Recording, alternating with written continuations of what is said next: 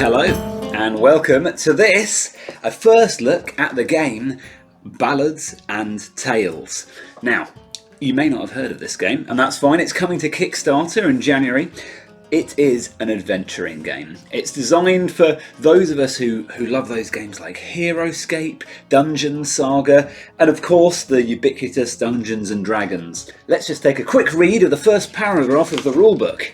Ballads and Tales Journey of the Brave is an adventure board game for 2 to 5 players that retains its roots in immersive dungeon crawling classics and expands on them with exciting modern elements. Now, before we dive in, one really important thing to say: this is a prototype. So these are not the final kind of square-edged cards you're going to see. The card stock's going to be different, and obviously, being a Kickstarter game, we never know what stretch goals may lie in store. But this is a taste of what you'll find in the game. So, as you can see, the game comes with a bundle of these mapping tiles. We've got stacks more of them over here, and they're that kind of rather lovely grid that you can put together like so. The sort of 1-inch square grid to create, well, whatever shapes that you want, and it comes with doorways and windows so that you can pretty much map out whatever you want, and scenarios and adventures pre-built in the box. The game is built around a dungeon master, so you've got one of the players who is planning everything, who knows some of the secrets that lie ahead, familiar to many of us who've played most RPG kind of games. I think before we really crack into how the game works, let's have a quick look at some of the things that are included. So I've got most of it laid out here actually. You can see some of the mapping tiles we've got here, and as I've mentioned, we've got piles more of those. We come with character standees as well for each of the individual adventurers. Each of the characters that comes here with its own little standee also comes with its own character card as well.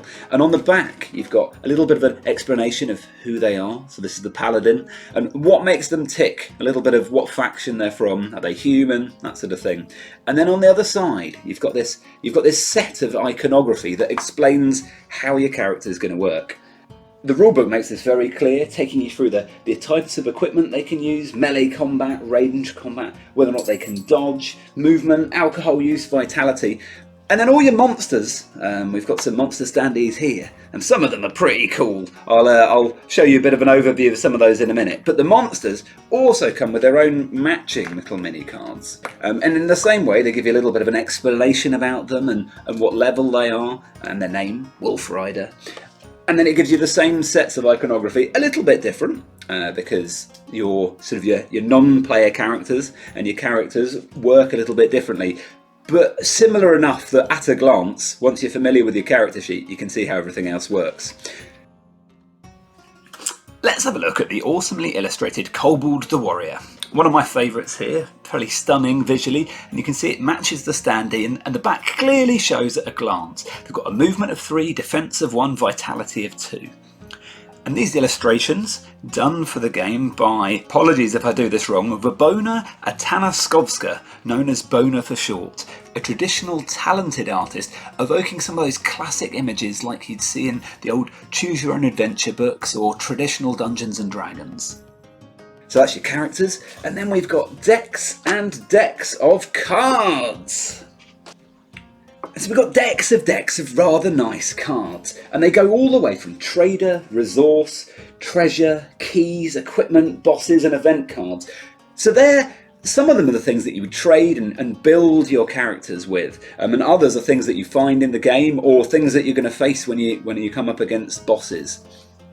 And as I scan through the deck here, again, most of these are quite self-explanatory. You know, here I've got some throwing styles, and it gives you the stats of how they work, and the iconography matches in with what's written on your character card.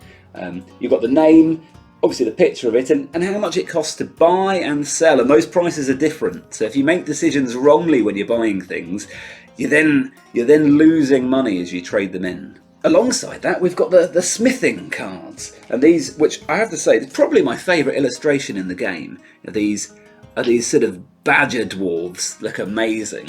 And the smithing cards are how you improve some of the things that you have. You place resource cards underneath other things. and then that's how you do it. And everything in the game works in a fairly consistent method. So whether or not it's weapons and equipment, or it's armour, other things that you're coming across, shields, consumables, they all use a consistent system that allows you to build and evolve as you need. Now, my favourite thing in most games, dice. And this game comes with its own set of custom dice. These are prototypes, as I said before, but the idea is that you're going to be able to get different weapons that do different types and amounts of damage. So I'm just going to give you an example here. Here's what one of the dice looks like now. And you can see, here's a close-up of all of the dice. And a hero casting a magical spell, for example, will create a dice pool from his ranged combat score and the number on the spell card. And yes, there are 7 types of magic in the game. Nice. There are different symbols on them which imply different strengths and different capabilities of those weapons. Obviously, I imagine after the Kickstarter campaign's finished, you'll get some rather nice dice as opposed to these prototype ones. We've also got a range of traps and problems that can happen, and we've got quite a few different types of tokens.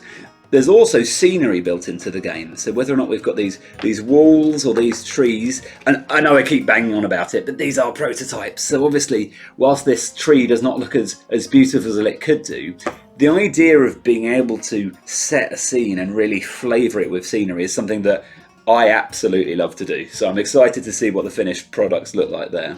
And so finally, the adventure book. And this is mostly going to be of use for the Dungeon Master, but the point of this is that this gives you everything you need to run games. It gives you example setups. I mean, I'm not going to spoil things too much by showing you, but it gives you some of these layouts that we've got here, and it shows you how you're going to set things up, how things are going to go, taking some of that stress and pressure off that Dungeon Master and allowing you just to react to what the players are doing. This game we're looking at here is the core box, Journey of the Brave. There are 3 expansions planned. I can't remember what they're called, so give me a second. The Dungeons of Forbidden Necromancy, Under the Old Ruins, and Castle in the Endless Mist. The idea of those is it's not just to give you added scenarios, but also to give you more cool things happening. So there'll be additional cards, additional monsters, additional creatures, additional traps.